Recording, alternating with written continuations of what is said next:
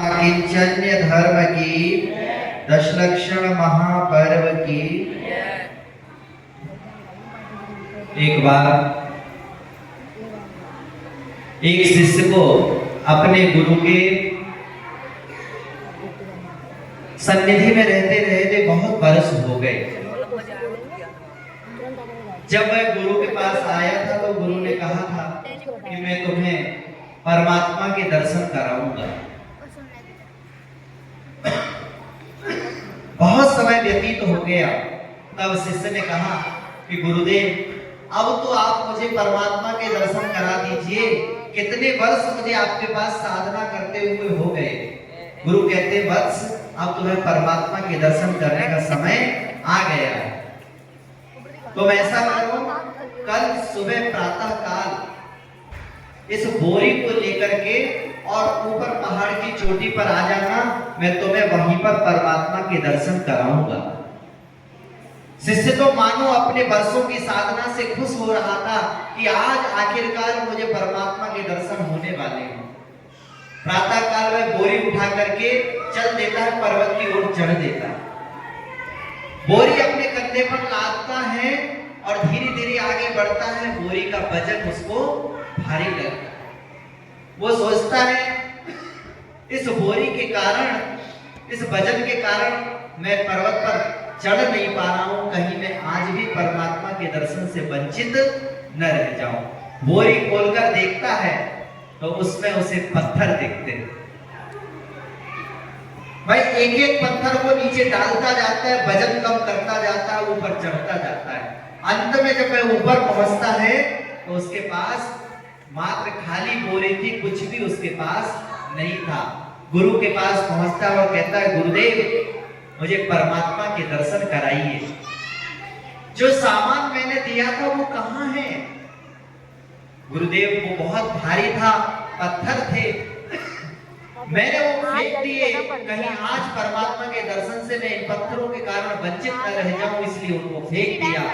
गुरुदेव कहते हैं जिस प्रकार तुमने इन बाह पत्थरों को फेंक दिया है, उसी प्रकार जब तक अंदर के पत्थरों को नहीं फेंकोगे, अंदर के क्रोध, मान, माया, लोभ, मोह आदि पत्थरों को अपनी आत्मा से नहीं हटाओगे, तब तक इस आत्मा को परमात्मा का दर्शन होने वाला नहीं है। इसलिए बंधुओं, आज उत्तम आकिंचन धर्म हमें यही सिखाता है कि हमें अपनी आत्मा को विकारों से दूर करना है, विकारों से खाली करना है। आचार्यों ने लिखा है न किंचनम इति अकिंचनम तस्य भावा अकिंचन्यम, अर्थात थोड़ा भी मेरा नहीं है, थोड़ा भी मेरा नहीं है, ये भाव जो है उत्तम अकिंचन धर्म हमें सिखाता है।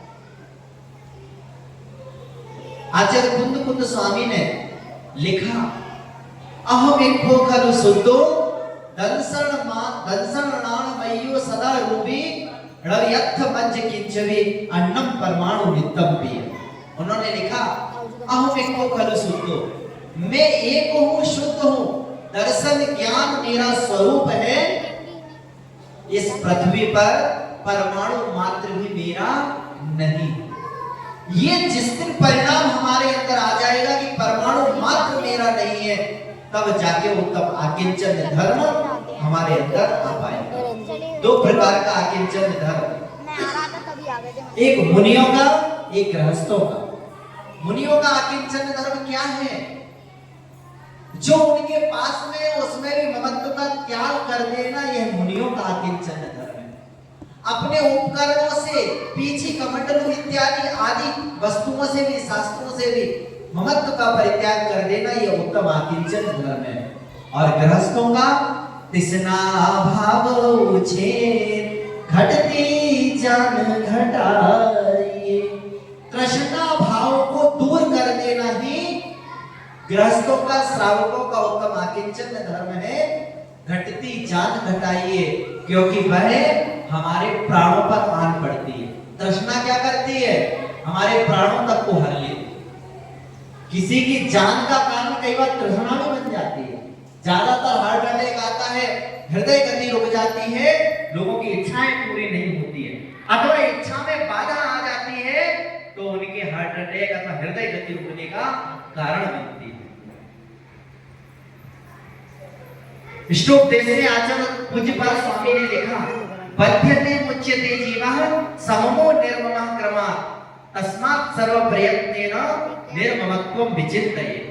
यह जीव बदता है और छूटता है क्रमशः ममत्व परिणाम से और निर्ममत्व परिणाम से। जब भी इस संसार में जीव बंधता है वह ममत्व परिणाम से बंधता है, और जब भी इस संसार से व्यक्ति छूटता है तो निर्ममत्व परिणाम से छूटता है।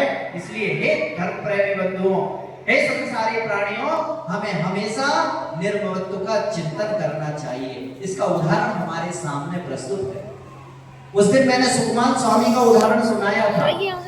जब तक वह ममत्व से बंधे हुए थे, इस शरीर से जब तक उन्हें ममत्व था, राग था, तब तक उन्हें सरसों का दाना, दीपक की लौ चुभ रही थी।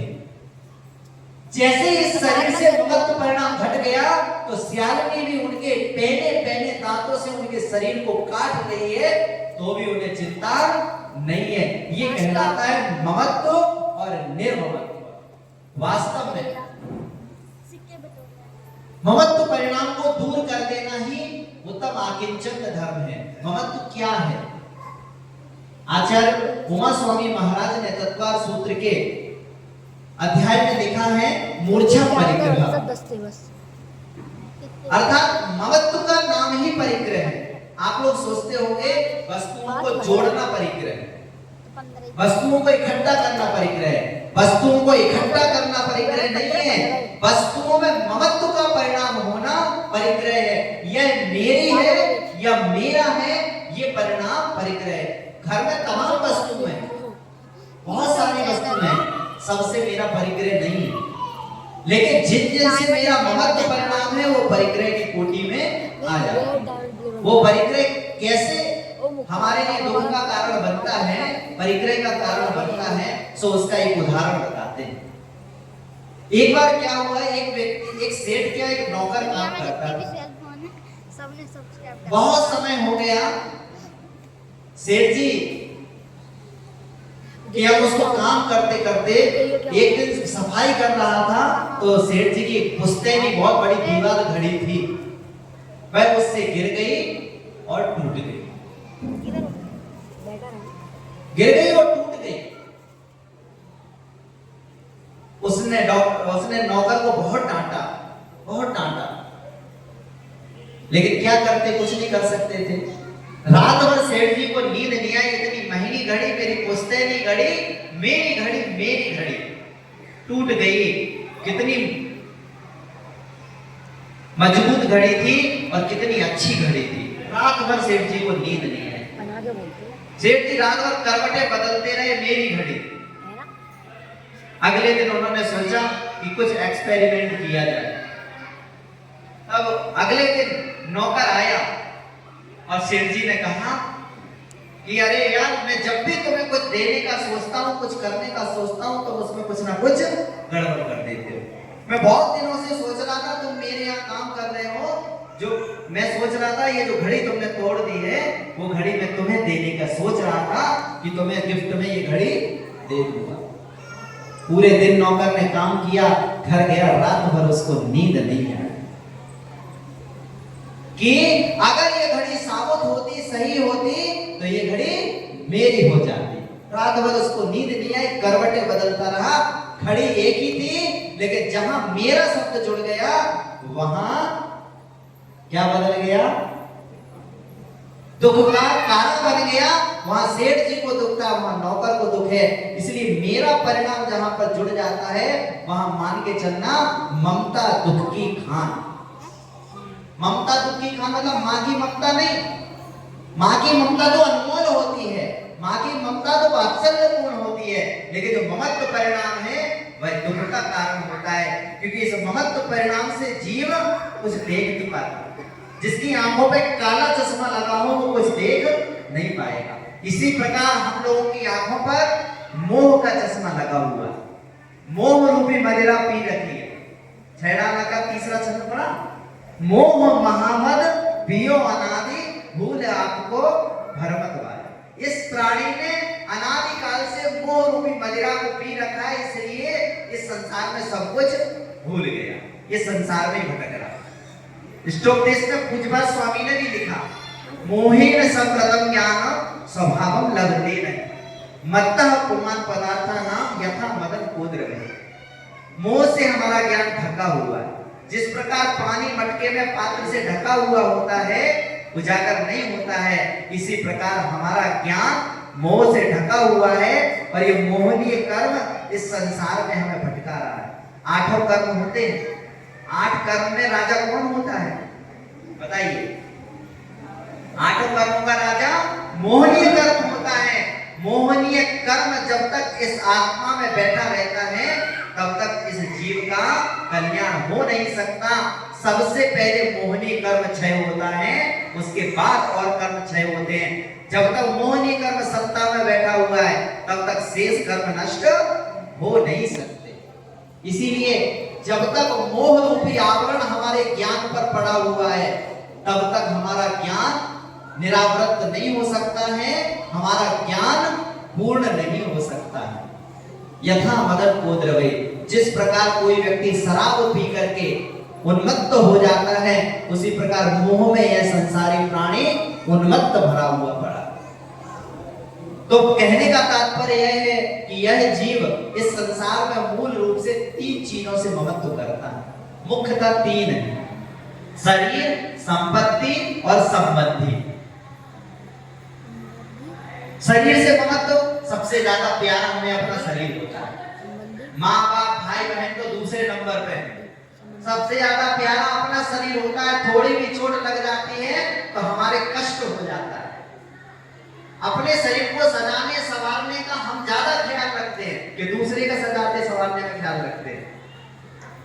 अगर किसी को कहीं शादी में जाना हो और 2-4 महिला एक साथ सज रही हो तो वो कहे मेरा पिन लगा दे, वो कहे मेरा पिन लगा दे, वो कहे मेरा मेकअप कर दे, वो कहे मेरा, अरे तू मैं तो हो जाने दो, तेरे को बाद में कर दूंगी। तो अपना अपना, क्योंकि शरीर को सजाना है, क्योंकि ये शरीर जो है वह सबसे ज्यादा हमें प्यारा हो भी क्यों ना। मेरे सबसे करीब यदि कोई है तो ये शरीर है, लेकिन कभी इसकी नश्वरता का चिंतन करना, कभी सोचना, विचार करना। आज अगर हमारी उम्र 25 वर्ष है तो विचार करना 25 वर्ष पूर्व अगर हम चिंतन करेंगे तो गर्भ में उल्टा लटका हुआ एक भ्रूण नजर आएगा। 25 वर्ष आगे देखेंगे तो लाठी टेकता हुआ एक बूढ़ा नजर आएगा। उससे आगे 10 वर्ष देखेंगे तो लकड़ियों पर जलती हुई सुंदर सलोनी काया एक चिता जलती हुई नजर आएगी। बस यही हकीकत है, यही सब कुछ है। इतना सुंदर शरीर है, कितना सुंदर लगता है, लेकिन जब इसमें छोटी सी चोट लग जाती है तो इसकी हाड़ और मांस निकल करके बहुत बुरा लगता है। अगर हमारे शरीर में कुछ जल जाए, भोला पड़ जाता है और फिर सफेद सफेद उसको छुपाना पड़ता है। क्यों छुपाना पड़ता है? क्योंकि वो बुरा लगता है। अरे भाई, इतनी सुंदर सलोनी काया है तो उसको छुपाना क्यों? इसीलिए छुपाते हैं क्योंकि अंदर इसमें क्या भरा पड़ा है? पल रुधिर रात मल थैली कीकस बसालिते मेली नव द्वार बने धिरकारी अस देह करें के मिया। इस शरीर से 9 मल के द्वार बहते हैं। मल मूत्र का क्षेपण होता है, हमारी नाक में से नाक बहती रहती है, कान में से मैल निकलता रहता है, आंखों में से मैल निकलता रहता है। इस शरीर की अशुचिता अपवित्रता का कितना वर्णन करें, लेकिन फिर भी व्यक्ति मानता नहीं है। हम भी नहीं मानते, आप भी नहीं मानते। हमें अपने शरीर से बड़ा लगाव होता है। हम कभी इस संसार से अपने शरीर को छोड़ना नहीं चाहते, अपनी यौवन अवस्था को छोड़ना नहीं चाहते। अगर किसी से कह दिया जाए एक मंत्र बट रहा है कि कोई भी बूढ़ा नहीं होगा तो लाइन लग जाएगी। सब चाहते हैं मैं बूढ़ा ना हो। यौवन बाबा, क्यों? युवावस्था जो होती है वह बड़ी अच्छी होती है, सब कुछ कर सकते हैं। वृद्धावस्था बड़ी कष्ट की होती है। ऐसे एक कथानक याद आ गया, यमराज के पत्र, शायद पहले भी सुनाया हो। एक बार एक व्यक्ति सुनसान रास्ते पर चला जा रहा था। थोड़ी दूर में देखता है कि उसके साथ एक परछाई चलने लगी। वो सोचता है मेरी परछाई, लेकिन देखता है मेरी परछाई तो दूसरी है और एक ये दूसरी है। थोड़ा सा डर जाता है, थोड़ा सा डर जाता है। भाई तुम कौन हो? उसने कहा मैं यमराज हूं। यमराज का सुनते ही उसके शरीर पर पसीना आने लगता है, लेकिन चतुराई दिखाता है कि देखो हम किलोमीटर से साथ में चल रहे हैं, कहते 2 कदम कोई साथ चलता है तो वो मित्र बन जाता है, तो तुम मेरे मित्र हुए। हाँ हाँ मैं तुम्हारा मित्र हूं। अपने बारे में बताता है, मैं नगर सेठ हूं, ऐसा हूं, अपने बारे में बताता है। क्यों आए हो? अरे मैं तो बस तुम्हारे साथ चलने के लिए आया हूं, यूं ही। अच्छा तो अब अपन मित्र बन गए हैं, तो ऐसा करना, मुझे पता है कि बारी तो सबकी आती है, लेकिन जब मेरी बारी आए तो जरा मुझे सचेत कर देना कि मैं आने वाला हूं। परछाई चली जाती है, दिन बीत जाते हैं, सालों बीत जाते हैं, पता नहीं लगता। एक दिन अचानक यमराज जी आ धमकते हैं। अब व्यक्ति कहता है, सेठ जी कहते हैं कि अच्छी दोस्ती निभाई, अच्छी यारी निभाई, तुमने तो कहा था कि मैं तुम्हें सूचना भेजूंगा, मैं पहले तुम्हें बता दूंगा, सचेत कर दूंगा, लेकिन तुमने बताया नहीं। ऐसी दोस्ती अच्छी नहीं है। यमराज कहते हैं मैंने तुम्हें एक नहीं तुम्हें 4-4 पत्र भेजे, लेकिन तुम मेरे पत्रों की भाषा को समझ नहीं सके।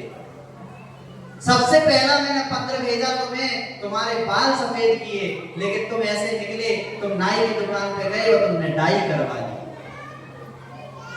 दूसरा पत्र मैंने तुम्हें भेजा, तुम्हारी आंखें कमजोर हो गई, तुम ऐसे निकले, तुम ऑप्टिकल्स की दुकान पे गए, तुमने चश्मा लगवा दिया।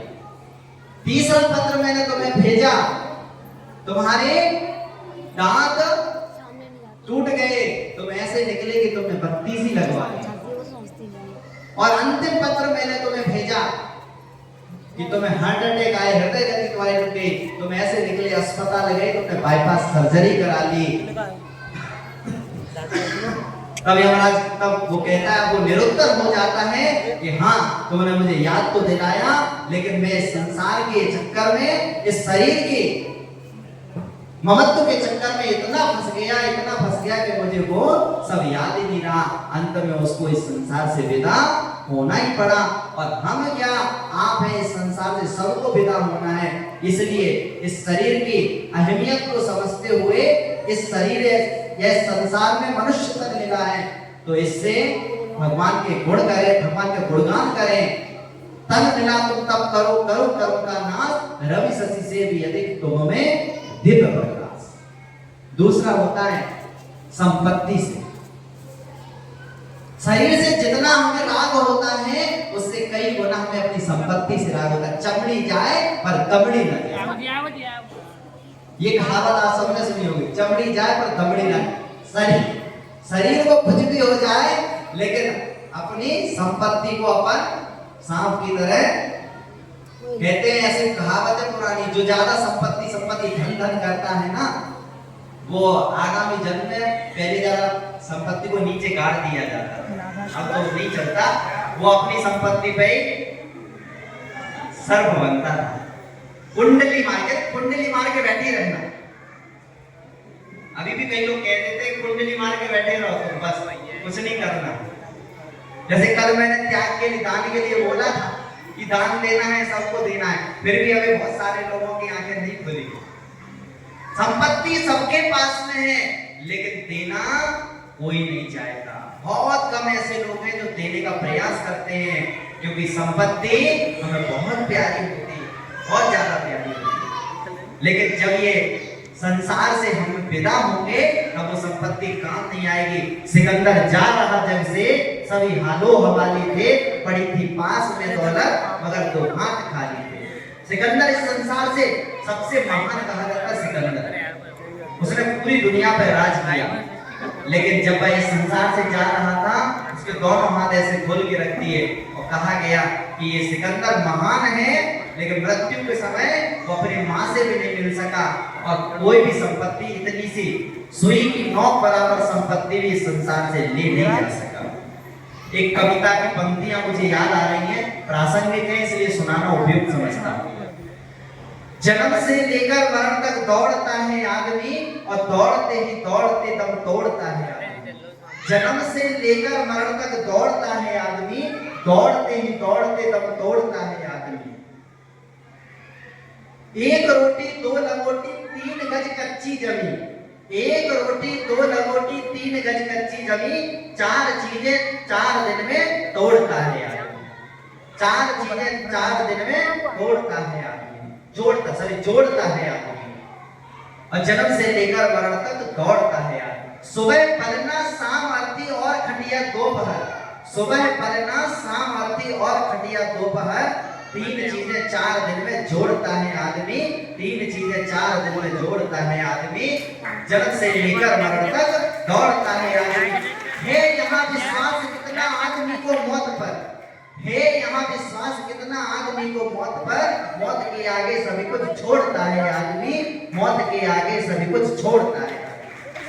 जिस दिन मृत्यु आएगी सज धज कर, जिस दिन मौत की सजाती आएगी। गाना तो बहुत गाते, अभी महिलाएं से कहते जब वो भजन होते थे, ये भजन बहुत गाते। सज धज कर जिस दिन मौत की सजाती आएगी, ना सोना काम आएगा ना चांदी। कितने बड़े बड़े हार पहन लेना, कितनी बड़ी बड़ी चूड़ियां पहन लेना, कुछ भी काम आने वाला नहीं है, कुछ भी काम आने वाला नहीं है। कल बताया था ना, रखा रखाया सब कुछ रह जाएगा, दिया हुआ स्वर्ण के समान हो जाएगा। मेरे साथ कोई भी जाने वाला नहीं। संपत्ति की बात कर रहा हूं, मेरे साथ कोई भी संपत्ति